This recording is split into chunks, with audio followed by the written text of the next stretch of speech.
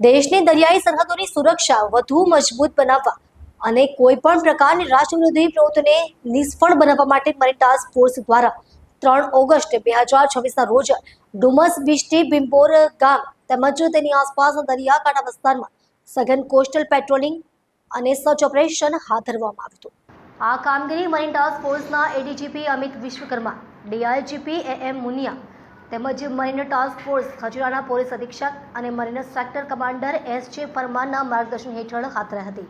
Police inspector M Jambukiya, PSI B R. Tadvi, PSI S B. Patel અને marine કમાન્ડોઝની અલગ અલગ ટીમોએ દરિયાકાંઠે ફૂટ પેટ્રોલિંગ કરીને સુરક્ષાની સ્થિતિનું નિરીક્ષણ કર્યું હતું। ઓપરેશન દરમિયાન કમાન્ડોઝે દરિયાકાંઠાની અવાવરૂ જગ્યાઓ, શંકાસ્પદ જાડી ઝાંખરા તેમજ સંભવિત છુપાવાના સ્થળોની સઘન તપાસ કરી હતી।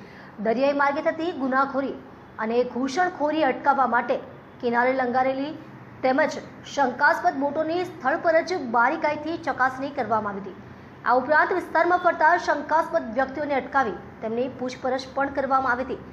મરીન ટાસ્ક ફોર્સે જણાવ્યું કે દરિયાઈ સુરક્ષાને વધુ મજબૂત બનાવવા અને કોઈ પણ સંભવિત જોખમ સામે સતર્ક રહેવા માટે આવા સઘન કોસ્ટલ પેટ્રોલિંગ અને સર્ચ ઓપરેશનો આગામી સમયમાં પણ ચાલુ રહેશે।